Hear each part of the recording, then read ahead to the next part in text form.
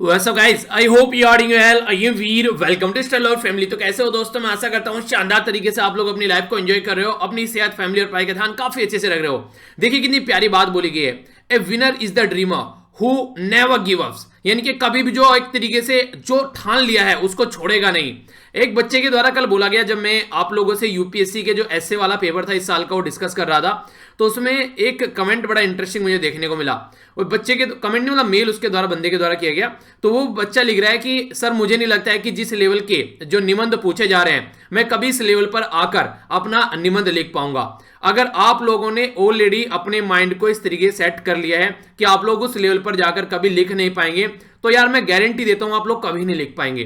पर लेकिन हाँ, अगर आप लोगों ने ये अपने आप को एक तरीके से ऐसी तसल्ली दी है कि हाँ यार अभी तो लगता है कि मैं इसको नहीं लिख पाऊंगा, पर लेकिन हाँ जैसे जैसे मैं प्रैक्टिस करूंगा तो एक दिन इस लेवल पर जरूर पहुंच जाऊंगा, ये वाला माइंडसेट आप लोगों को आशा देता है, निराशा नहीं देता है। और कोई भी मां के पेट से सीख के नहीं आता है। यहीं पर आकर किसी ने पहला शब्द लिखा होगा, उसी के बाद में 2 लाइन लिखी होगी, फिर आगे चलकर एक पेज लिखा होगा और फिर आगे चलकर एक किताब लिख दी होगी। तो ये चीजें बिल्कुल ऐसी है जैसे आप लोग किसी भी दूरी पर अगर जाना चाहते हैं तो एक कदम तो उठाइए यार। आप लोग कदम उठाने से ही डर रहे हैं। आप लोग सोचिए, अगर जितना डर, जस्ट मैंने पहली वीडियो अपलोड की उस टाइम पर मुझे लग रहा था, मैंने कहा कौन सुनेगा, पता चला नीचे उल्टी सीधे कमेंट लिखने स्टार्ट कर दिए, पता नहीं किसी को पसंद आएगा नहीं पाएगा, क्या मैं उस लेवल पर जाकर समझा पाऊंगा नहीं समझा पाऊंगा। देख रहे हो ना बैठ के सब लेक्चर। ये वही बंदा है जो स्टार्टिंग में इतना डर रहा था कि पता नहीं यार क्या रिजल्ट आने वाला है इस चीज का। और उस तरीके से आप लोग सोचिए कि आप लोग अपने आप को उस लेवल पर तैयार करके चलिए कि आप लोगों के अंदर कॉन्फिडेंस आना स्टार्ट हो जाए। तो जब मैंने लेक्चर अपलोड किया था उस टाइम पर, तो वो इतना अच्छा रेस्पॉन्स था कि मैं एक्सपेक्ट भी नहीं कर रहा था कि यार इस तरीके से मैं चीजों को एक्सप्लेन कर पाऊंगा। आज भी जाकर आप लोग पहला लेक्चर देख सकते हैं मेरा यूट्यूब के ऊपर, जो मैंने 28 नवंबर 2016 में अपलोड किया था। तो आप लोग समझ पाएंगे कि मेरी आवाज देखकर आप लोग देख पाएंगे कि मैं उस टाइम पर क्या था और आज के में किस तरीके से आप लोगों से बातें कर रहा हूं बैठकर। तो देखिए, कोई भी मां के पेट से सीख के नहीं आता है, ये बात मेरे माइंड में सेट है। अगर आप लोग कुछ भी करना चाहते हैं तो वो आप लोगों को आज नहीं तो कल स्टार्ट करना ही करना पड़ेगा। और अगर स्टार्ट नहीं करेंगे तो यार पता नहीं कितने लोग आए और चले गए, किसी को पता भी नहीं है कहां पड़े थे और कहां थी उनकी जिंदगी। और अगर आप लोग भी ऐसी गुमनामी वाली जिंदगी जीकर यहां से जाना चाहते हैं, अपने आप को एक कंफर्ट जोन से बाहर निकालना नहीं चाहते हैं, तो यार देखो चॉइस तुम्हारे हाथ में है। ठीक है, मैं कुछ नहीं कर सकता है, मैं क्या कर लूंगा उसमें, मैं तो अपना काम कर सकता हूं, जस्ट आकर आप लोगों के लिए लेक्चर अपलोड कर सकता हूं, आप लोगों को समझा सकता हूं। आप लोगों को मम्मी पापा भी आप लोगों को बस सपोर्ट कर सकते हैं, पेपर आप लोगों को ही देना है। आप लोगों को कोच जो है ट्रेन कर सकता है, रनिंग आप लोगों को ही करनी है। तो ये सारी चीजें वो चीजें हैं, अगर आप लोगों ने खुद ही मन में हार मान ली है कि यार ये चीजें मेरे से नहीं हो पाएगी, तो फिर यार भगवान भी आकर कुछ भी करेगा ना धरती पर, आप लोग उसको भी बोलोगे कि यार मेरे बस की बात नहीं है, वो बोलेगा ठीक है तो फिर करो एंजॉय लाइफ को। तो इस तरीके से सोचिए, अगर आप लोग रियलिटी में कुछ अचीव करना चाहते हैं तो उस जोन से बाहर निकलिए। तो रिवीजन के बारे में बात की जा रही है, तो सैटरडे आप लोग कोशिश किया कीजिए, रिवीजन किया कीजिए, जो भी आप लोग अपना कर सकते हैं, काफी इंपॉर्टेंट है। जितने अच्छे से चीजों को रिवाइज करेंगे उतने ही लंबे समय से आप लोग उनको याद रख पाएंगे। ठीक है, और आज जो है आप लोगों को देखने को मिलेगा, यहां पर मैं एक, आज निबंध है तो सैटरडे है तो आज आप लोगों को एक निबंध भी देखने को मिलेगा। आइए सबसे पहले एक बार निबंध के ऊपर ही थोड़ा सा हम लोग नजर डाल लेते हैं ताकि आप लोग चीजों को अंडरस्टैंड कर सकें। अगर इंटरेस्टिंग बात मैं आप लोगों को कल का जो एसए का पेपर अगर आप लोगों ने उठा के देखा होगा, जो पहला सेक्शन था ना, ये सारा का सारा सेक्शन जिसमें ये बातें बोली गई हैं, जो 4 एसए आप लोगों को देखने को मिले, टोटल मिलाकर एसए का पेपर होता है, उसमें आप लोगों को 8 एस्से मिलते हैं। 8 एस्से में से आप लोगों को 2 निबंध लिखने होते हैं और ये टोटल मिलाकर 250 नंबर के होते हैं। तो 125 का एक निबंध आप लोगों को लिखना होता है और टोटल मिलाकर यहाँ पर एक निबंध के अंदर आप लोगों को 1000 से लेकर 1200 शब्द लिखने होते हैं। ठीक है, तो इस तरीके से लगा के चलें तो लगभग मोटे मोटे तौर पर 2500 शब्द आप लोग बोल सकते हैं, जो कि आप लोगों को लगभग, या फिर 2000 शब्द आप लोगों को लिखने हैं, ऐसा आप लोग बोल सकते हैं। तो इसमें जो पहला सेक्शन था, जो मैंने कल आप लोगों से एक ओवरव्यू आप लोगों को दिया था, उसमें पहले सेक्शन के अगर सारे निबंध आप लोग उठाकर देखोगे तो आप लोगों को नजर आएगा कि एथिक्स का पेपर है आप लोगों का। एथिक्स में ऐसी तो स्टेटमेंट आती है, बस वहां पर आप लोगों को 150 शब्द के करीब लिखने होते हैं और यहां पर आप लोगों को ये है जो 1000 से 1200 शब्द लिखने होते हैं। तो इस तरीके से आप लोग इसको अंडरस्टैंड कर सकते हैं। जैसे यहां पर आज मैं एक एक कर आप लोगों से ये हर सैटरडे में एक एक निबंध आप लोगों को देता रहूंगा और डिस्कस करता रहूंगा ताकि आप लोग उनको अंडरस्टैंड कर सकें और एक अच्छा आंसर आप लोग लिख सकें, एक अच्छा एस्से आप लोग लिख सकें, चाहे एथिक्स में आता है और चाहे आप लोगों से पूछा जाता है किसी और दूसरे पेपर में। तो ये देखिए, जैसे मनुष्य होना और मानव बनने के बीच में एक लंबा सफरी जीवन है। ठीक है, तो लाइफ को एक जर्नी बताया गया कि ह्यूमन होना और एक तरीके से ह्यूमन बीइंग और बीइंग ह्यूमन होना, तो ये बताया गया कि एक जर्नी है उसके बीच में। आप लोगों ने एक बात सुनी होगी ना, इंसान पैदा हो जाता है, उसको 2-3 साल के अंदर ही वो बोलना सीख जाता है, पर लेकिन क्या बोलना है वो सीखने में उसको पूरी जिंदगी लग जाती है, यानी कि कहां पर क्या शब्द यूज करने हैं। तो बोलने से झिझकते हैं लोग, कई बार आप लोगों ने सुना होगा इस तरीके से। तो वही बातें यहां पर समझाने की कोशिश की गई है। तो ये ऐसे इस तरीके से आप लोग देखिए। दूसरा ऐसे जो बोला गया है यहां पर, ये एक तरीके से बात की जा रही है कि आप लोगों का जो माइंड होता है वो जितना शांत होता है उतने ही अच्छे से आप लोग अपने काम को कर पाते हो, ऐसा यहां पर समझाने की कोशिश की जा रही है। तो यहां पर बोला गया कि जो माइंडफुल मैनिफेस्टो है इज द कैटलिस्ट टू एक ट्रैंक्विल सेल्फ, यानी कि एक तरीके से आप लोगों के सेल्फ का, एक तरीके से आप लोगों को अगर शांत रखना है तो एक तरीके से माइंडफुल जो मैनिफेस्टो होता है उसके बारे में बात की जा रही है। तो यानी कि एक तरीके से जो आप लोगों ने देखा होगा, जो इंसान है कुछ करते हैं लाइफ में, एक अच्छे लेवल पर पहुंचते हैं, वो अपने आप के साथ में टाइम बिताना पसंद करते हैं, वो ज्यादा एक होच पोच लाइफ में रहना पसंद नहीं करते हैं। तो ऐसी चीजें आप लोगों से तुरंत डायरेक्टली आप लोगों से पूछी जा सकती है, किसके अंदर, ये एथिक्स के पेपर के अंदर। इसी के साथ में बोली गई है जो शिप्स होते हैं do not sink because of water around them, यानी कि उनके चारों ओर पानी है, उससे कभी कोई जहाज नहीं डूबेगा, ये डूबेगा जब वाटर उसके अंदर आ जाएगा। तो एक तरीके से आप लोग बोल सकते हैं छोटा सा भी छेद अगर जहाज के अंदर हो गया तो वो डूबना स्टार्ट हो जाएगा, पानी उसके अंदर आ चुका है। इसी तरीके से simplicity is the ultimate sophistication, सरलता को ही अल्टीमेट सोफिस्टिकेशन यहां पर बोला गया है। आप लोगों ने देखा होगा जितने ज्यादा सिंपल आप लोग रहेंगे उतना ही लाइफ में आप लोग चीजों पर अच्छा फोकस कर पाएंगे। अगर दुनिया को दिखावटवाद में, दुनियादारी की इस तरीके से कि हाँ ये दिखाना है यार, उसके पास ये मेरे पास भी होना चाहिए, जो इंसान इन चीजों में पड़ गया वो कभी भी आप लोग अच्छी पोजीशन पर नजर नहीं आएगा। आप लोग देख लीजिए एपीजे अब्दुल कलाम सर को देख लीजिए, बिल गेट्स को देख लीजिए आज के डेट में, ये इस तरीके के लोग आप लोगों को देखने को मिल जाएंगे जो कि आप लोगों को कॉमन जनता में भी आप लोग बिल्कुल ऐसे खड़े मिलेंगे जैसे कि नॉर्मल जनता है, इतनी बड़ी पर्सनैलिटी होने के साथ भी। तो इस तरीके से यहां से आप लोग समझ सकते हैं कि एक अल्टीमेट चीज निकल कर आती है। तो ये कहीं ना कहीं ये सारे के सारे जो क्वेश्चन है आप लोगों के सामने, जो एस्से बोलिए या फिर क्वेश्चन बोलिए, ये आप लोगों को निबंध में आ गए और आगे चलकर ये आप लोगों से एथिक्स के पेपर में पूछे जा सकते हैं 1-2 साल के अंदर। ठीक है, तो इस तरीके से आप लोग इनको समझ सकते हैं। पेपर को आप लोगों को समझना पड़ेगा यार एक बार, ऐसे समझ में नहीं आएंगी चीजें। इसी के साथ में अगर अगला ये आप लोग देखिए यहां पर सेक्शन, इसमें क्या बोला गया है, पहले वाला आप लोग देखते हैं सोसाइटी से रिलेटेड है, जिसको कल्चर और सिविलाइजेशन के बीच में डिफरेंस पता है वो आराम से क्वेश्चन को निकाल कर ले जाएगा। यानी कि ये सारी वो चीजें हैं जो आप लोगों को पता, एक तरीके से सारे किसी न किसी पेपर में ये सारी आप लोगों ने पढ़ी होगी, ऐसा नहीं कि आप लोगों ने इनके बारे में कभी पढ़ा नहीं है। तो काफी इंटरेस्टिंग एक बच्चे के द्वारा भी कमेंट कल किया गया था, मैं पढ़ रहा था कि कल्चर एक सॉफ्टवेयर है, सिविलाइजेशन एक हार्डवेयर है और सोसाइटी फुल सिस्टम है। तो एक तरीके से आप लोग बोल सकते हैं कि जो कल्चर है वो सिविलाइजेशन का एक सब पार्ट आप लोग इस तरीके से बोल सकते हैं। तो आप लोगों से डायरेक्ट क्वेश्चन ऐसे पूछे जाते हैं पेपर फर्स्ट के अंदर में। इसी तरीके से सेकंड वाला देखिए, ये पेपर थर्ड के अंदर आप लोगों से पूछ लिया जाएगा, सेकंड के अंदर भी बन सकता है, तो जबकि सोशल जस्टिस के बारे में यहां पर बात की जा रही है, और पहले पेपर में भी आ जाएगा सोसाइटी के बारे में। तो कोई डिफाइन नहीं कर सकते, कुछ ऐसे क्वेश्चन है जो कि ओवरलैप सिलेबस आप लोगों को देखने को मिलता है। तो देखिए यहां पर ये ऐसे आज यूपीएससी ने पूछे, कल को स्टेट पीसीएस पूछ लेगा, जिस भी एग्जाम की आप लोग तैयारी करें। तो इस तरीके से सारी चीजें अगर आप लोग प्रॉपर में कवर करके चलेंगे तो आप लोग इनडायरेक्ट वे में अपने निबंध की भी तैयारी करें। तो कौन कहता है कि आप लोग नहीं लिख सकते हैं। नेक्स्ट बोला गया यहां पर कि there can be no social justice without economic prosperity, यानी कि जो इकोनॉमिक प्रोस्पेरिटी है उसके बिना सोशल जस्टिस नहीं आप लोग दे सकते।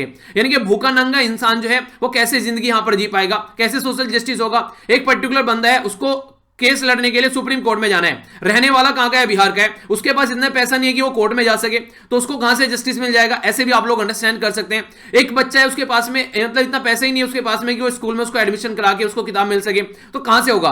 और इकोनॉमिक प्रोस्पेरिटी भी अगर बात करें without social justice is meaningless, इसका वाइस वर्सा भी एक तरीके से गलत है, यानी कि वो भी पॉसिबल नहीं है।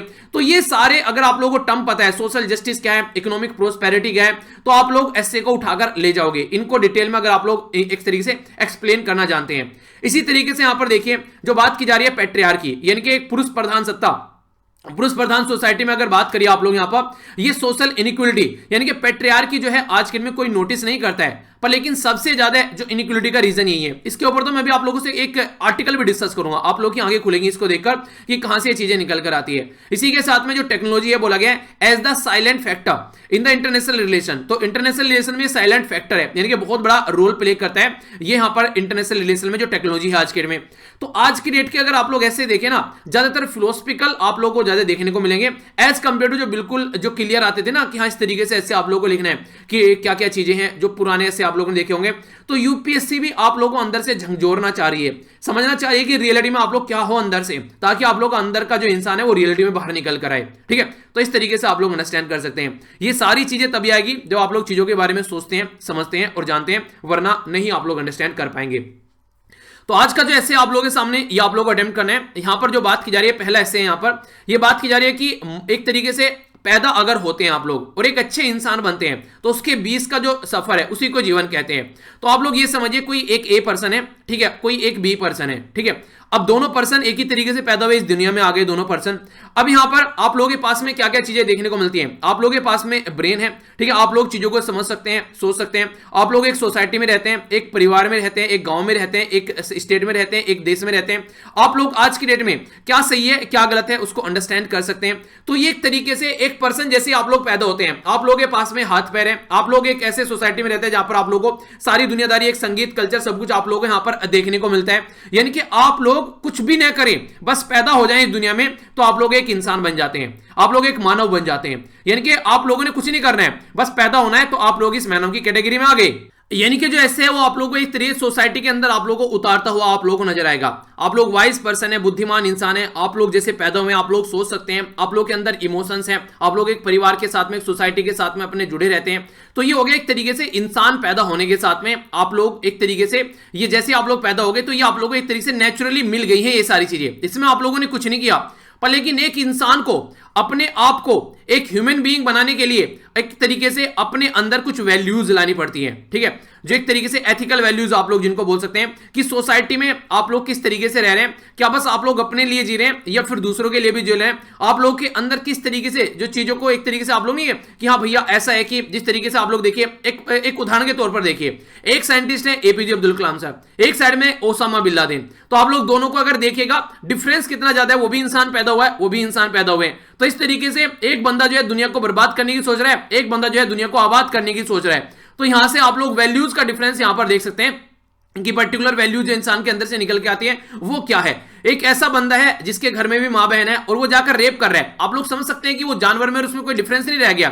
एक वो बंदा है जो यहां पर इस तरह की चीजें होने से रोक रहा है। अगर आप लोग हिस्ट्री उठा के देखोगे तो ईश्वर चंद्र विद्यासागर का नाम लीजिए आप लोग, उन्होंने एक तरीके से जो विडो समाज है, जो एक तरीके से विधवा महिलाएं हो गई है, उनकी मैरिज, उनकी शादी के बारे में उनके द्वारा बात की गई है। तो ये ह्यूमन वैल्यू आप लोग इनको बोल सकते हैं। एक तरीके से अपने साथ में सोसाइटी को आगे लेकर चलना, इस तरीके से आप लोग इसको देख सकते हैं। ये सारी चीजें डेवलप करी जाती है, ये सारी चीजें पैदा होने के साथ में नहीं मिलती है। तो एक ह्यूमन बीइंग, एक इंसान वो होता है जो एक तरीके से जो आप लोग कहते हैं एक तरीके से जो मानव, अगर बात सके मनुष्य से अगर मानव आप लोगों को बनना है तो वो एक ऐसा होगा कि वो आप लोगों को अपने अंदर खुद से डेवलप करना पड़ेगा। उसके लिए क्या होगा, आप लोगों को एक अच्छी सोसाइटी में रहना है, अच्छी एजुकेशन मिलनी चाहिए, अच्छा इन्वायरमेंट आप लोगों के पास में होना चाहिए ताकि आप लोग ये सारी चीजें अंडरस्टैंड कर सकें। तो ये एक बहुत लंबा सफर आप लोगों को देखने को मिलेगा। और देखिए कहीं पर भी अगर आप लोग इस पृथ्वी के ऊपर हैं, ठीक है, आप लोग एक परिवार के अंदर एक छोटे से घर में रह रहे हैं, एक मान लीजिए वो 1 BHK 2 BHK 3 BHK कोई भी घर क्यों ना हो, उसके अंदर आप लोग रह रहे हैं। वो परिवार किसी न किसी गांव में होगा या किसी न किसी सिटी में होगा, वो किसी न किसी एक तरीके से स्टेट या डिस्ट्रिक्ट के अंदर, डिस्ट्रिक्ट स्टेट के अंदर होगा, फिर किसी न किसी कंट्री के अंदर आप लोगों को देखने को मिलेगा। ये इस तरीके से आप लोग देखते हैं कि आप लोग इस पूरे सिस्टम का एक पार्ट बनकर यहां पर आ गए हैं। तो इस पार्ट को आप लोग एक तरीके से, वैसे तो पैदा होते ही आप लोग इस सिस्टम का पार्ट बन गए, पर इस पार्ट में आप लोग कंट्रीब्यूशन कितना दे रहे हैं इस पूरे सिस्टम के अंदर में, तो वो एक तरीके से कहलाता है कि आप लोग एक मानव बनने के सफर में हैं। तो वो इंसान को अपने आप से करना होता है, वो उसको पैदा होने के साथ में नहीं मिलता है। तो वो यहां पर उसको अपनी मेहनत से उसको अचीव करना पड़ता है। आप लोगों ने देखा होगा शादियों में जाते हैं तो लोग ये पूछते हैं और बेटा कैसे हो और क्या कर रहे हो। कई सारे आप लोगों को यार दोस्त रिश्तेदार मिल जाएंगे, उनका मतलब ये थे कि जिंदगी में कुछ किया है कि नहीं किया है, या फिर ऐसे ही वेले घूम रहे हो। तो ये उनका बेसिक पर्पज होता है, वो जानना चाहते हैं रियलिटी में कि कितनी औकात बना ली है तुमने अपनी कि हम तुमको कितनी इज्जत दे सकें। तो एक तरीके से वो जो औकात वाली बात होती है, जो इज्जत बनाने वाली है, इनके तुम्हारा अचीवमेंट क्या है लाइफ में, तो अचीवमेंट एक तरीके से आप लोग बोल सकते हैं जो यहां पर इस डायरेक्शन में आप लोगों को एक कहते हैं कि यहां धरती पर आने के बाद में तुमने खुद से क्या किया है, या मां बाप के पैसों पर ही अय्यासी काट रहे हो, तो इस तरीके से आप लोग बोल सकते हैं तुमने क्या अचीव किया है लाइफ में, तुम्हारी क्या वैल्यूज है। आप लोग बोल सकते हैं कि जिस तरीके से कि यार ये मैं डिसाइड कर लेता हूं तो मैं काम को कर ही छोड़ता हूं, ठीक है, इस तरीके से यानी कि मैंने खुद से अपने आप को इतना डेडिकेटेड, इतना डिसिप्लिन पर्सन बना लिया है कि अगर एक बार सोच ले तो ये काम कर ही छोड़ेंगे। तो अगर कोई भी ऐसे आप लोगों को लिखना है, पहले उसके लिए आप लोगों को एक स्ट्रक्चर तैयार करना पड़ेगा। आप लोगों को बस एक तरीके से एक ढांचे के अंदर से भी बाहर निकल के आप लोगों को, उन्हें कहते हैं कि बियॉन्ड द, आप लोगों को जो एक तरीके से कंफर्ट जोन से बाहर निकलकर भी आप लोगों को चीजें सोचनी पड़ेगी। जैसे मान लीजिए आप लोग बोले कि हम एक इंसान बन गए, पैदा होने के साथ में एक इंसान बन गए, पर लेकिन एक मानव अगर आप लोगों को बनना है तो आप लोगों के अंदर कुछ ऐसी चीजें होनी चाहिए कि आप लोग सोसाइटी के लिए नहीं, आप लोग सोसाइटी से अलग चलकर भी, जिस तरीके से आप लोग देखिए जिस तरीके जीव जंतु हैं उनके लिए भी आप लोग के अंदर दया भावना होनी चाहिए, उनके बारे में भी आप लोग एक तरीके से सोच सके कि हाँ अगर किसी मान लीजिए रास्ते में जाते हुए कोई कुत्ता पड़ा हुआ है, उसको चोट लगी हुई है, तो उसके लिए भी आप लोग के अंदर दया की भावना निकल कर आए। ये नहीं कि उठा के बस उसको कंकड़ पत्थर मानिए कि भगाओ इसको, क्या गंदगी यहां पर फैला रखी है इसने, जबकि उसको चोट लगी हुई है। तो इस तरीके से अगर मोटे मोटे तौर पर आप लोगों को मैं बोलूं कि ह्यूमन बीइंग क्या है, ह्यूमन बीइंग वो पर्सन है जो एक पैदा होता है, एक हड्डी मांस का ढांचा है, जो कि सोच सकता है, जिसके पास में ब्लड है, जिसके पास में एक सोसाइटी है, वो एक तरीके से एक इंसान जो आज का ढांचे में खड़ा हुआ है वो एक तरीके से ह्यूमन बीइंग होता है। यानी कि जो पैदा होने के साथ में आप लोग जो भी बन जाते हैं तो आप लोग एक ह्यूमन बीइंग है, यानी कि आप लोग पैदा होकर इस ढांचे में हैं, आप लोग के अंदर एक ब्लड सर्कुलेट कर रहा है, आप लोग इस सोसाइटी का पार्ट है, तो ये एक तरीके से आप लोग एक ह्यूमन बीइंग है।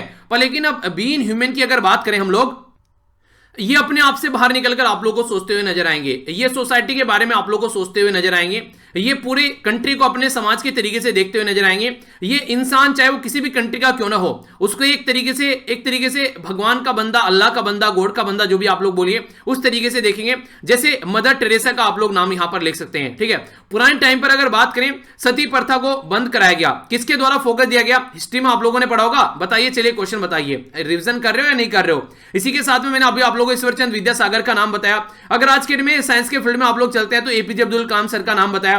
तो जो एक तरीके से सोसाइटी में एक तरीके से कुछ ना कुछ देने की कोशिश करता है, आप एक तरीके से एक काइंड हार्टेड पर्सन आप लोग बोल सकते हैं, जो दूसरों के लिए भी जीना एक तरीके से जानता है, जो एक तरीके से जो हमेशा किसी न किसी की हेल्प करने के लिए तैयार रहता है, वो एक तरीके से कास्ट, रिलीजन, ये सारी चीजों से थोड़ा सा ऊपर उठ के एक सोसाइटी के वेलफेयर के लिए, एक इंसान के, एक इंसानियत के नाते सोचता है। जैसे कि महात्मा गांधी जी के भी द्वारा बोला गया था कि अगर इंसान के बारे में बात करें तो इंसान सही और गलत नहीं होता है, जिस सोसाइटी में वो रहता है, एक तरीके से जो चीजें सोचता है वो एक तरीके से उसका एक पुतला होता है। तो उस तरीके से आप लोग उसको अंडरस्टैंड कर सकते हैं। तो ये सारी चीजें जब आप लोग एक जगह इकट्ठा करके प्रॉपर वे में लिखने की कोशिश करेंगे तो ये आप लोगों को एथिक्स के अंदर भी फायदा पहुंचाएगा, और यहां पर भी आप लोगों को चीजें जो है आगे बढ़ती हुई नजर आएंगी। एक तरीके से आप लोगों को प्रैक्टिस करनी पड़ेगी, एक लाइन लिखिए, दो लाइन लिखिए, आगे जब आप लोग लिखना स्टार्ट कर देंगे ना, फिर चीजें आप लोगों की समझ में आने लगेगी। तो इनसे डरना नहीं है। अगर डरोगे तो देखो, अगर पानी में अगर कूदने से ही आप लोग डरोगे तो फिर तैरना कैसे आएगा, तो ये पॉसिबल नहीं है। तो पेन उठाओ और लिखना स्टार्ट करो, जो भी लिख सकते हो लिखो, और फिर अपने आप को देखना, आप लोग अपने आप ही इंप्रूव होते हुए चले जाओगे। पहले स्टार्टिंग में अपना दिन लिखना स्टार्ट करो कि आप लोग क्या सोचते हो, किस तरीके से आपकी जिंदगी चल रही है, जो भी माइंड में आ रहा है वो सारा लिखने की कोशिश करो, फिर चीजों को आगे बढ़ाना स्टार्ट करो। तो इस तरीके से एक पैटर्न में आप लोगों को अपनी जिंदगी को ढालना पड़ेगा। अगर रियलिटी में आप लोग एक ऐसी जॉब चाहते हैं कि जिस जॉब में आप लोग जो है एक तरीके से एक ऐसे एरिया के एडमिनिस्ट्रेटिव हो कि लाखों लोग आप लोगों के नीचे रहे, लाखों लोगों के ऊपर इंपैक्ट पड़े आप लोग एक साइन करने से, तो यार इतना तो कम से कम आप लोग अपना टेम्पर जनरेट करना पड़ेगा, ताकि एक तरीके से आप लोग अपने आप को कम से कम थाम सको। अपने आप को आज के में इंसान थाम नहीं रहा है और सोच रहा है कि एक ऐसी पोस्ट मिल जाए कि वो देश चला ले, ये चीजें पॉसिबल नहीं है। पहले उसके लेवल पे आप लोग को अपने आप को लाना पड़ेगा, और प्रैक्टिस एक बेस्ट और आसान तरीका है वहां तक पहुंचने का। अब आप लोग सोचिए कितनी प्रैक्टिस आप लोग कर सकते हैं उसको पाने के लिए, तो वो आपके अंदर का डेडिकेशन बताएगा। तो अच्छे से लिखिएगा, इसको 1000 से 1200 शब्द में लिखने की कोशिश कीजिएगा। नेक्स्ट सैटरडे में फिर नेक्स्ट ऐसे देखेंगे। आइए अब यहां पर नजर डालते हैं हम लोग के जो आर्टिकल्स हैं उनके ऊपर। हालांकि जो आर्टिकल है आज सैटरडे है तो कम आते हैं, आप लोगों को पता है, तो इसलिए जो भी है उनके ऊपर नजर डालेंगे। एक इंपॉर्टेंट आर्टिकल है यहां पर, अभी ये बात की जा रही है एनएसओ के बारे में, तो जानेंगे क्या कंडीशन देखने को मिल रही है। कुछ ज्यादा ही आशावादी हो गया एनएसओ इकोनॉमी को लेकर, तो समझेंगे कितना आशावादी और क्या क्या कंडीशन देखने को मिल रही है। हमारी कंट्री में सेंट्रल विस्टा प्रोजेक्ट के अलावा भी कुछ और है, उसके ऊपर भी नजर डालो, तो हल्का सा नजर इस आर्टिकल के ऊपर भी डालेंगे। काफी इंपॉर्टेंट आर्टिकल है जो पेट्रियार्कल सोसाइटी है, जिसके बारे में अभी मैंने आप लोगों से निबंध भी दिखा है, तो उसी के बारे में आप लोगों को यहां पर जानने को मिलेगा। ऐसे उदाहरण भी आप लोग यहां पर मेंशन कर सकते हैं। फिर से आर्टिकल है यहां पर, चाइना को कैसे हम लोग को देखना चाहिए, क्योंकि चाइना की हरकतें जो है वो बियॉन्ड द इमेजिनेशन जा रही है यहां पर, तो इसी के चलते ये है। ग्राउंड जीरो आते हैं यहां पर। अभी जो बेसिकली जो अगर कोई पेपर होता है तो जीआर के पेपर के बारे में बात की जा रही है कि घर से ही देने की बात की गई है, तो उसमें काफी ज्यादा फ्रॉड देखने को मिला, खासकर तेलंगाना वगैरह के अंदर, तो एक तरीके से काफी ज्यादा नकल वगैरह सामने निकल कर आई। तो वही सब चीजें कि इंसान को, जैसे मैं आप लोगों को बोलूं कि आप लोगों को एक क्वेश्चन पेपर दे दूं और आप लोगों को टेस्ट लगाना है और घर पर बैठकर अपने कंफर्ट जोन में टेस्ट लगाना है, तो बहुत ही कम बच्चे ऐसे होंगे जो प्रॉपर वे में अपना एक ऐसा एनवायरनमेंट बना पाएंगे कि अपने माइंड को शांत रखते हुए, बिना गूगल का यूज किए हुए, बिना कोई गाइड कुंजी उठाए हुए पेपर को अटेम्प्ट करें। वो सोचे कि थोड़ा सा नंबर बढ़ जाएगा तो क्या जाएगा, तो एक तरीके से अपने आप को नहीं संभाल पाता है इंसान। अगर उसको कंफर्ट जोन में रखा जाए तो यहां पेपर देने के लिए, तो फिर एक कंडीशन देखने को मिलती है। तो एक तरीके से गलत है यहां पर, अगर इस तरीके की कंडीशन भी कोई निकल कर आती है तो आइए सबसे पहले यहां पर एक इंपॉर्टेंट आर्टिकल के ऊपर आप लोगों से मैं बात करूंगा, जो कि खासकर आप लोगों ने कई बार ऐसी दुर्घटनाएं आसपास सुनी होंगी या फिर इनके बारे में पढ़ा होगा। आज की डेट में हम लोग जरा सी देर में कोई भी लड़की है, कोई भी वुमेन है, उसको बोल देते हैं कि घर से बाहर निकल के मत जाना, दिन छिप गया है, घर शाम वापस टाइम पर आ जाना, अंधेरा होने से पहले। अगर ये सारी बातें हम लोगों ने अपने लड़कों को बोलना स्टार्ट कर दिया तो सोसाइटी में काफी ज्यादा इंप्रूवमेंट होता हुआ नजर आएगा। तो इस तरीके से महिलाओं को आप लोगों को घर में बंदी बनाकर नहीं रख सकते, और उनकी भी फ्रीडम है, उनके भी राइट है। हमारा संविधान उनको भी इक्वल ट्रीटमेंट करता है, जैसे कि आप लोग लड़कों को ट्रीटमेंट करते हैं, उसी तरीके से लड़कियों को भी इक्वल पावर दे रखी है हमारे संविधान के अंदर। पर लेकिन जो सोसाइटी, जो एक तरीके से घिनौनी सोसाइटी के अंदर कई सारे ऐसे घिनौने लोग देखने को मिलते हैं, जो कि अपनी पैट्रियार्कल जो टेंडेंसी है उसके ऊपर यहां पर एक तरीके से अपनी एक तरीके से ऐसी कंडीशन दिखाते हुए नजर आते हैं, जैसे कि उन्नाव आप लोग देखते हैं, हाथरस देख सकते हैं, और इसी के साथ में अब यहां पर ये आप लोगों को देखने को मिलेगा उत्तर प्रदेश में बदाऊं। तो यहां पर फिर एक ऐसा ही केस निकलकर सामने आया, जैसे यहां पर ये सिचुएशन आप लोगों के सामने थी। आज की डेट में हम लोग यहां पर 2021 में एक नए साल में आ गए, पर लेकिन ये जो हरकतें हैं ये हमारी सोसाइटी में रुकती हुई नजर नहीं आ रही है। और कहीं पर ये एक छोटी सी बच्ची, तो कहीं पर एक जवान लड़की, और कहीं पर एक बुजुर्ग महिला, तो यानी कि कोई सी भी कैटेगरी में अगर आप लोग उठाकर देख लीजिए तो एक तरीके से जो दरिंदगी का जो चेहरा है वो सामने निकल कर आता है रेप के केसेस में और मर्डर के केसेस में। 50 साल की एक औरत थी जो कि एक आंगनवाड़ी वर्कर थी, इसको यहां पर अभी उत्तर प्रदेश के जो यहां पर बदायूं डिस्ट्रिक्ट में यहां पर इसका रेप किया गया और फिर इसको मार दिया गया। और ये जो हरकतें देखने को मिली, ये बोला गया था कि ये टेंपल विजिट करने गई थी, यानी कि मंदिर में विजिट करने गई थी।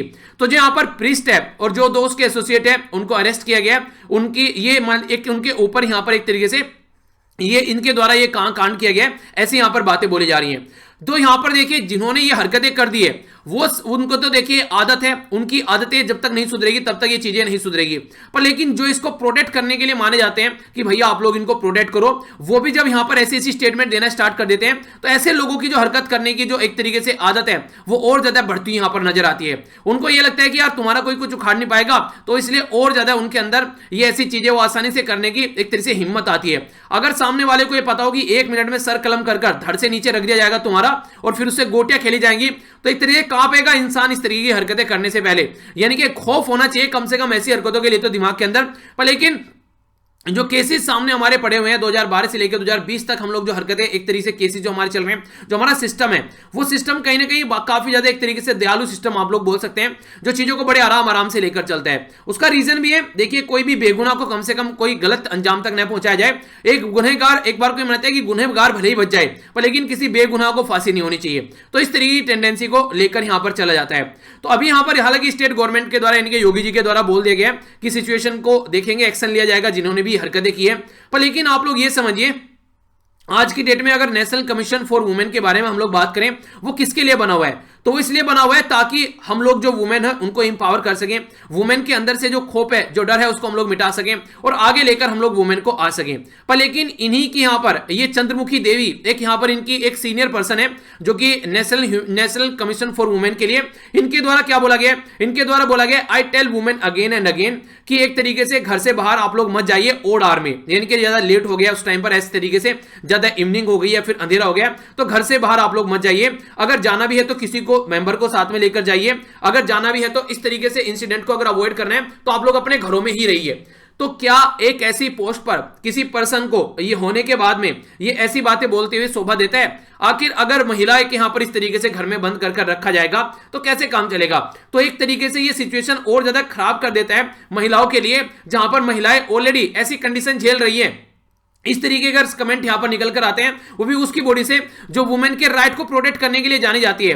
तो ये आज असंवेदनशील एक तरीके का कमेंट आप लोग बोल सकते हैं महिलाओं के लिए, जो कि खासकर आज के में महिलाओं के बारे में आप लोग बात करिए तो हर एक फील्ड में अगर सपोर्ट किया जाए तो हर एक फील्ड में महिला आगे निकल कर आ रही है, चाहे वो टेक्नोलॉजी साइंस वाला फील्ड ही क्यों ना हो, जिसमें नॉर्मली बहुत कम माना जाता था कि महिलाएं पार्टिसिपेट करती हैं। तो इस टाइम पर ऐसी स्टेटमेंट आज की डेट में, वो भी आज की डेट में जब हम लोग खड़े हुए यहां पर एक तरीके से 2021 में हम लोग आजादी के हम लोग बोल सकते हैं कि हम लोग अभी आने वाले टाइम में 2022 में अगले साल 75 साल हम लोग सेलिब्रेट करने वाले हैं। तो उस टाइम पर हम लोग क्या महिलाओं को इस भी कैटेगरी में हम लोग नहीं रख पा रहे हैं ताकि वो घर से आराम से बाहर जा सके?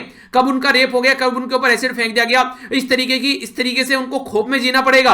तो आखिर कैसी सोसाइटी का इन्वायरमेंट, कैसी सोसाइटी का इन्वायरमेंट हम लोगों ने बना रखा है और कैसी सोसाइटी हम लोग बनाना चाह रहे हैं, तो ये हम लोग को अंडरस्टैंड करना पड़ेगा।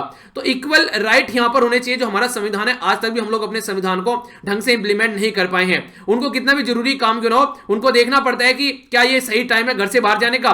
तो यहां पर क्या कर रही है गवर्नमेंट, क्या कर रही है पुलिस और क्या कर रही है फैमिली, जिनकी फैमिली में जो लड़के ऐसे काम करते हैं, तो क्या हम लोग एक सेफ इन्वायरमेंट महिलाओं को प्रोवाइड नहीं करा सकते हैं?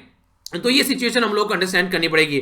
नेशनल क्राइम रिकॉर्ड ब्यूरो यहां पर ये बताता है कि 88 रेप यहां पर रिकॉर्ड किए जाते हैं हर एक दिन इंडिया के अंदर, यानी कि टोटल मिलाकर 88 लड़कियों के रेप डेली होते हैं हमारी कंट्री में। तो इससे आप लोग एक अंडरस्टैंडिंग आप लोग डेवलप कर सकते हैं कि हम लोग एक कैसी सोसाइटी के अंदर रह रहे हैं जहां पर महिलाओं को किस तरीके से ट्रीट किया जाता है। उत्तर प्रदेश जो है वो सेकंड हाईएस्ट नंबर में है, 3065 रेप यहां पर देखने को मिले हैं यहां पर, अगर बात करें एक पर्टिकुलर ईयर के अंदर में 2019 में, जो कि नेशनल क्राइम रिकॉर्ड ब्यूरो बता रहा है। और मैं श्योर हूं, मैं लिखकर आप लोगों को दे सकता हूं कि जो 3000 जो रेप के केस सामने निकल कर आए ना, ये 1/4 भी केस नहीं होंगे। रीजन क्या है? रीजन ये है कि मैक्सिमम केस आज की डेट में छिपा लिए जाते हैं, दबा दिए जाते हैं कि लोग क्या सोचेंगे, इसके चलते कोई केस बताता नहीं है, इज्जत बेइज्जती वाली बात आ जाती है, तो इसलिए उन मैटर को वहीं पर ही दबा दिया जाता है। ये वाली कंडीशन के चलते भी 3000 से भी ज्यादा केस सामने निकल कर आ गए। तो आप लोग रियल कंडीशन ग्राउंड पर समझ सकते हैं कि कैसी होगी। इस तरीके से अगर आज के दिन में आप लोग देखिए तो सोशल स्टिग्मा इसलिए बोला गया कि ये तो बहुत वर्स्ट कंडीशन होगी क्योंकि आगे निकल कर ही नहीं आते हैं। अगर मैं आप लोगों से बात करूं जो रेप के केस सामने निकल कर आए, जो कि रिपोर्ट किए गए हैं 32,033, समझिए आप लोग 32,000 से ज्यादा केस यहां पर निकल कर आ गए। अगर आप लोग बात करिए 2019 में जो रिपोर्ट किए गए हैं, ये तो वो हैं जो वर्ड यूज रखेगा जो रिपोर्ट किए गए हैं। अब इसके कितने ज्यादा गुना केस ऐसे होंगे जो कभी रिपोर्ट ही नहीं किए गए हैं, कितने केस ऐसे होंगे जो घर पर ही आप लोग कई बार ऐसे केस देखने को मिलते हैं कि फैमिली में ही कई सारे ऐसे मेंबर, यार दोस्त, रिश्तेदार ऐसी हरकतें करते हुए नजर आते हैं जिनको कोई सामने निकाल कर लाता ही नहीं है। कई बार लड़की खुद भी अपने घर वालों तक बातें नहीं बताती है जब ऐसी हरकत उनके साथ में हो जाती है, ताकि सोसाइटी में, घर में उनकी इज्जत बनी रहे। एक तरीके से घर वाले भी पता नहीं क्या बोलेंगे, पता चला घर वालों ने पढ़ाई वगैरह छुटा के बिल्कुल घर में ही बैठा दिया। तो इस तरीके की कंडीशन देखने को मिलती है। इसी के साथ में आज की डेट में जो सोसाइटी है, फिर भी ऐसे मुकाम पर पहुंचने के बाद भी हम लोग ऐसी बातें कर रहे हैं, और वो भी वो ऑर्गेनाइजेशन ऐसी बातें कर रही है जो वुमेन के राइट को प्रोटेक्ट करने के लिए मानी जाती है। राजस्थान में, हमारी कंट्री में सबसे ज्यादा रेप होते हैं। राजस्थान में अगर बात की जाए, जो रेप तो हालांकि आप लोग ये नहीं बोल सकते सबसे ज्यादा रेप होते हैं, सबसे ज्यादा रेप रिपोर्ट किए जाते हैं, ये आप लोग बोल सकते हैं। रेप तो पता नहीं कहां पर कितने हो रहे होंगे, किसी को पता नहीं है क्योंकि सामने निकल के नहीं आते हैं। तो राजस्थान में अगर डेटा के हिसाब से माने तो यहां पर 5,997 रेप रिपोर्ट किए गए 2019 में। उत्तर प्रदेश के अंदर 3,065 रेप रिपोर्ट किए गए 2019 में। मध्य प्रदेश के अंदर 2,485 रेप रिपोर्ट किए गए। महाराष्ट्र के अंदर 2,299 रेप रिपोर्ट किए गए और केरला के अंदर 2,023 रिपोर्ट किए गए केस। तो टोटल मिलाकर 5 जो राज्य हैं सबसे ऊपर है यहां पर, जहां पर रिपोर्टिंग केस की होती है। राजस्थान, उत्तर प्रदेश, मध्य प्रदेश, महाराष्ट्र और केरला। देखिए देखने में ना नजरिया बदल गया ना। मैंने बोला सबसे ज्यादा केस कहां पर हो रहे हैं, ठीक है, एक तो वो है, एक बोला कि सबसे ज्यादा रिपोर्ट कहां पर किए जा रहे हैं। अगर मैं बोलूं कि राजस्थान में सबसे ज्यादा केस होते हैं तो आप लोग बोलेंगे राजस्थान बड़ी गंदी सिटी है। अगर मैं बोलूं कि राजस्थान में जो केस हो रहा है वो रिपोर्ट किए जा रहे हैं, बाकी जगह रिपोर्ट नहीं किया जा रहा, हो सकता है वहां पर ज्यादा केस हो, तो आप लोग बोलेंगे कम से कम राजस्थान में सही चीज है, वो रिपोर्ट तो कर रहे हैं चीजों को कम से कम। तो देखिए जो स्टेटमेंट के चेंज करते ही नजरिया चेंज हो गया। तो इस तरीके से आप लोग चीजों को अंडरस्टैंड कर सकते हैं। निर्भया का जो इंसिडेंट निकलकर हमारी कंट्री में आया, उसके बाद में एक ऐसा एस्टिमेशन लगा कि हाँ चीजें जो है वो थोड़ी सी जो चीजें सामने निकल कर आएंगी कि लोग जो है चीजों को रिपोर्ट करेंगे, ठीक है। तो इसके चलते क्रिमिनल लॉ अमेंडमेंट एक्ट भी हमारी कंट्री में लाया गया, जिसमें काफी टफ पनिशमेंट भी यहां पर रखा गया अगर कोई क्राइम होता है अगेंस्ट द वुमेन, ठीक है। तो इसके चलते हम लोग सबसे जो बड़ी बात है पर वो हम लोग एड्रेस नहीं कर पा रहे हैं, वो है एक पैट्रियार्कल माइंडसेट, जो कि मैंने ऐसे भी आप लोगों को बताया ना कि एक पैट्रियार्कल यानी कि पुरुष प्रधान जो देश है उसमें यहां पर एक पैट्रियार्कल माइंडसेट है।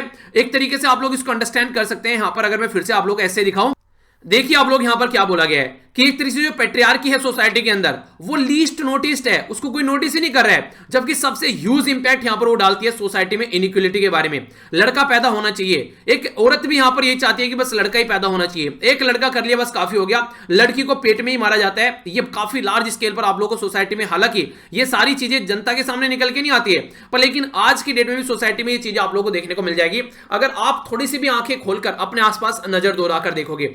तो जो पैट्रियार्कल है, इनके जो एक तरीके से जो पितृसत्ता व्यवस्था है, जो पुरुष प्रधान सोसाइटी है, उसके अंदर आज के डेट में सबसे बड़ा जो रीजन है वो पैट्रियार्की है, जबकि हम लोग उसको नोटिस भी नहीं कर रहे हैं। यानी कि पापा ये बोलेंगे, भाई ये बोलेगा, घर में वही चलेगा, बहन क्या बोलेगी या फिर मम्मी क्या बोलेगी, उसको ज्यादा एक तरीके से जो नहीं कहते उसको ज्यादा रेस्पॉन्स नहीं किया जाएगा। तो ये पैट्रियार्कल जो सोसाइटी है, जो माइंडसेट है, ये काफी बड़ा रोल प्ले करती है, जिसकी वजह से ये कंडीशन हमारी कंट्री में देखने को मिलती है। तो ये मैंने यहां पर डाल भी दिया है। हालांकि निबंध अगर मन करे लिखने का तो आंख खोलकर अपने आसपास अगर सोसाइटी में देखेंगे तो वहां से उठाकर पूरा निबंध आप लोग लिख सकते हैं। जिस तरीके से न्यूज़पेपर आप लोग डेली देखते हैं, हमारी कंट्री में एजुकेशन का लेवल क्या है, वुमेन के बारे में बात करें, कोविड-19 के चलते अभी सबसे ज्यादा ये डेटा देखिए, भी आप लोग यूज कर सकते हैं यहां पर। अगर ऐसे लिखते हैं, मोस्ट ऑफ द वुमेन आज के डेट में ऐसी हैं जो कि घर पर है, जो कि प्रॉपर वे में जो वर्क फोर्स ज्वाइन नहीं कर पा रही है, यानी कि एक तरीके से बाहर जाकर काम नहीं कर पा रही है। एक यहां पर अकॉर्डिंग टू अगर स्टडी के माने यहां पर centre for monitoring Indian economy जो डेटा है वुमेन के बारे में बात करें तो 10.7% जो महिलाएं हैं 2019-20 में, वो आज की डेट में एक तरीके से अकाउंट करती हैं, जिनके द्वारा अभी रिसेंटली अपनी एक तरीके से अकाउंट करती है वर्कफोर्स, और इनके द्वारा अभी रिसेंटली अपनी जॉब भी लॉस्ट कर दी गई है पेंडेमिक के ड्यूरेशन में। नवंबर 2020 में बात करें तो मैक्सिमम जो मेल कम्युनिटी थी वो रिकवर कर गए, जो भी उनको जॉब उनकी खत्म हुई थी वो उनको मिल गई है, पर लेकिन महिलाओं को उनकी जॉब वापसी नहीं मिली है। तो ये सिचुएशन आप लोग अंडरस्टैंड कर सकते हैं। और हम लोग 2021 में एंटर कर गए, और 2021 में हम लोग वुमेन को बोल रहे हैं कि इंडोर रहना है, तुमको घर से बाहर मत निकलना। तो क्या इसी तरीके से हम लोग ऐसी जिंदगी जीने चाहते हैं? क्या ऐसी सोसाइटी हम लोग डेवलप करना चाहते हैं आजादी के 75 साल बाद भी, कि हम लोग महिलाओं को ये बोले कि घर से बाहर मत निकलना? तो क्या फर्क है हमारे देश को आजाद होने में? महिलाओं के लिए तो कोई आजादी नहीं हुई अगर इस तरीके से हम लोग देखकर चलते हैं। तो ये कई सारी ऐसी बातें हैं जो कहीं ना कहीं अंदर से झकझोरने का काम करती है जब ऐसे रेप के केस सामने निकल कर आते हैं।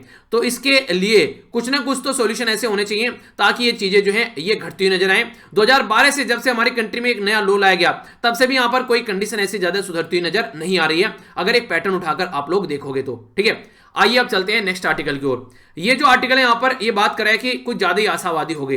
यानी कि कहने का मतलब ये, इकोनॉमी हमारी सुधरी नहीं है, पर लेकिन एनएसओ जो है उसने बिल्कुल बाहें पसार दी। ये बोल रहा है कि वाह क्या इकोनॉमी सुधर रही है। यानी कि एक तरीके से वो बोल सकते हैं कि अंधे जो नहीं करते कि कुछ ऐसा कोई डायलॉग माना जाता है कि एक तरीके जिसको मतलब निकल गया दिमाग से, कुछ ऐसा था याद नहीं, मतलब था कुछ इस तरीके से यानी कि मतलब जो होना चाहिए वो नहीं दिख रहा है, और जो नहीं देखना चाहिए तो वो उसको दिखाई दे रहा है। यानी कहने का मतलब ये कि रियलिटी दिखाई नहीं दे रही है, ऐसा आप लोग बोल सकते हैं।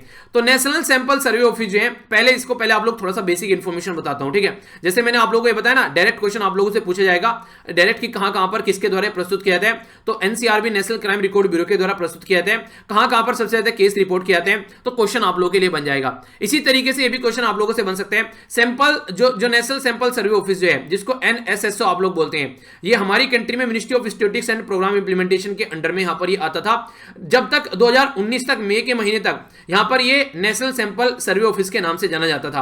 पर लेकिन फिर इसके बाद में सेंट्रल स्टैटिस्टिकल जो ऑफिस था वो एनएसएसओ के साथ में मर्ज कर दिया गया, और एक नया ऑफिस बन गया जिसको नेशनल स्टैटिस्टिकल ऑफिस आप लोग बोलते हैं। तो अभी जो डेटा प्रस्तुत किया जाता है वो एनएसओ यानी कि नेशनल स्टैटिस्टिकल ऑफिस के द्वारा प्रस्तुत किया जाता है, जो एनएसएसओ और सीएसओ को मर्ज कर बनाया गया। और किसके अंडर में आता है? ये ministry of statistics and programme implementation के अंडर में आता है। तो ये काफी इंपॉर्टेंट है। ठीक है, तो इसके बारे में आप लोग आइडिया रखिएगा। तो ये बेसिक इंफॉर्मेशन आप लोगों से पूछी जा सकती है। तो क्या बातें बताई जा रही है? आप लोगों को पता है हमारी कंट्री जो थी वो एक टेक्निकल रिसेशन में पहुंच गई थी।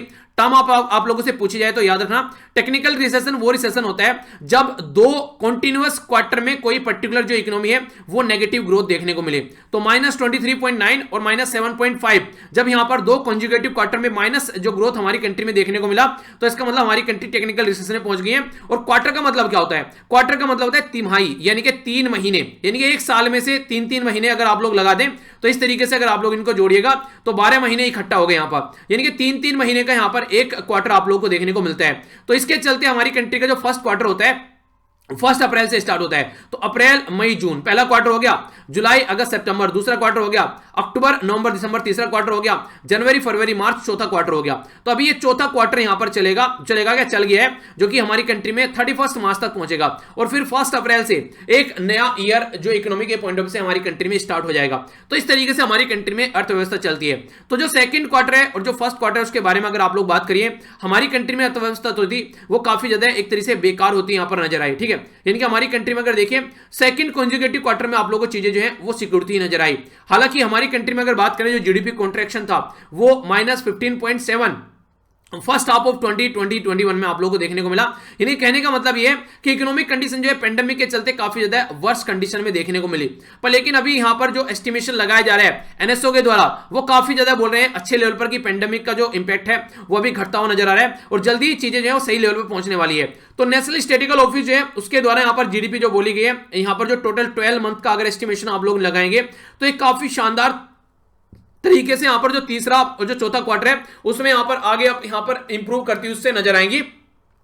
पर लेकिन जो राइटर है वो यहां पर ये बोले कि भैया ये मैथमेटिकल प्रोजेक्शन है, यानी कि आप लोग मैथमेटिक्स के पॉइंट ऑफ से बस ये बातें कर रहे हैं।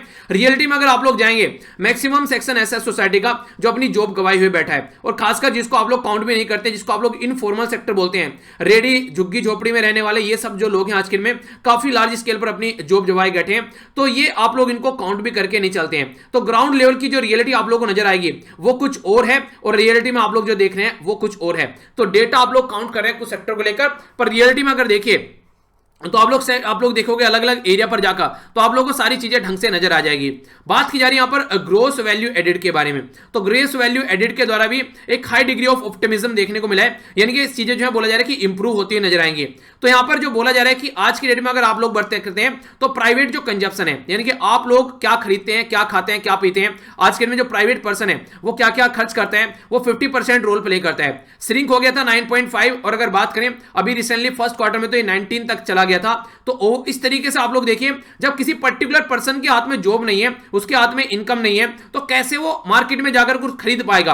और जबकि यहां पर ये बोला जा रहा है कि हम लोग फिर से पहले वाले लेवल पर आते हुए नजर आ रहे हैं, यानी कि हम लोग जो पेंडेमिक से पहले वाली सिचुएशन में हम लोग आ चुके हैं। क्या रियलिटी में हम लोग आ चुके हैं? तो ये आप लोगों को अंडरस्टैंड करना पड़ेगा।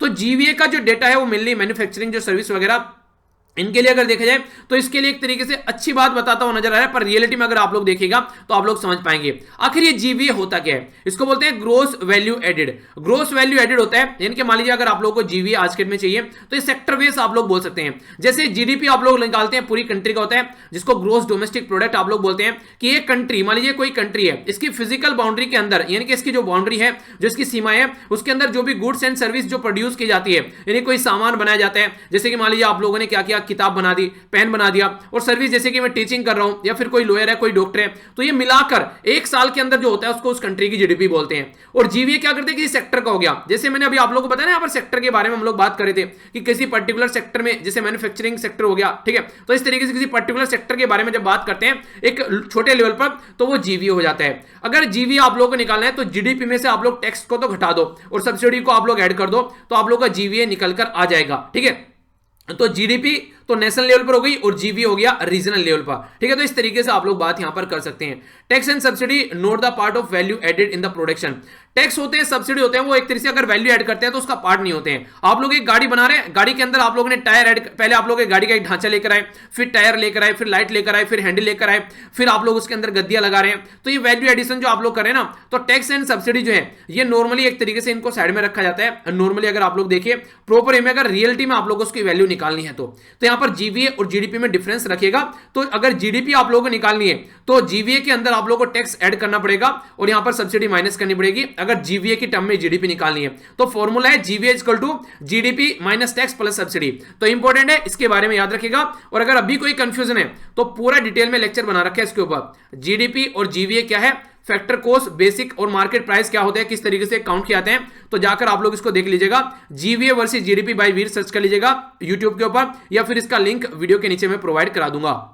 तो इस तरीके से अगर बात करें एनएसओ के बारे में तो फाइनल कंजप्शन जो एक्सपेंडिचर है यहाँ पर जंप कर रहा है, बोल रहा है कि 17% के करीब सेकंड हाफ में। तो देखते हैं क्या कंडीशन आगे निकलती है, किस तरीके से बजट अभी आने वाला है। इकोनॉमिक सर्वे सारी रियलिटी दिखा देगा कि कहां पे क्या क्या चल रहा है। तो आकर बोला जाए जितना यहाँ पर सोचा गया था ना लास्ट वाले बजट में कि हम लोग इतना कुछ खर्च करने वाले हैं, ये हमारा कैपिटल एक्सपेंडिचर होने वाला है, इस तरीके से उससे हम लोग काफी पीछे चल रहे हैं। यानी कि डेटा ये बोल रहे हैं एनएसओ का कि एनएसओ यहाँ पर सही डेटा नहीं बता रहा है, ऐसा यहाँ पर राइटर बोल रहे हैं। तो इकोनॉमिक सर्वे आएगा, उसमें सारी चीजें और पता चल जाएगी कि दूध का दूध और पानी का पानी हो जाएगा, ठीक है। तो ये आप लोग देखते हैं, ये कल एक वीडियो मैंने बनाई थी यहाँ पर कैडर पॉलिसी के बारे में ये भी आप लोग देखते हैं, जिसको कोई डाउट है तो हल्की सी न्यूज भी आप लोगों से पूछी जा सकती है, जो मैं आप लोगों को एक बार बता देता हूं।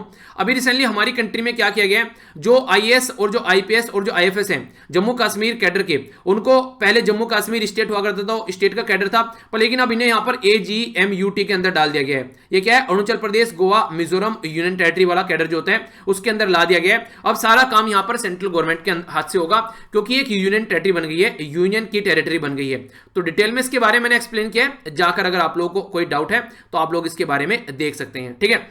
बाकी यहां पर ये सेंट्रल विस्टा के बारे में बात की जा रही है। सेंट्रल विस्टा का जो वर्डिक्ट यहां पर भी आप लोगों के सामने निकल कर आ रहा है, तो आप लोग समझ सकते हैं कि बोला जा रहा है कि जो beyond the central Vista verdict की क्वेश्चन, कई सारे और भी यहां पर चीजें आप लोगों को देखने को मिल रही है। यानी कि जिस तरीके से माहौल है कंट्री के अंदर, सिचुएशन है, क्या उस टाइम पर इस तरीके का प्रोजेक्ट लाना कितने हद तक वाजिब है, उसको समझाने की कोशिश की जा रही है।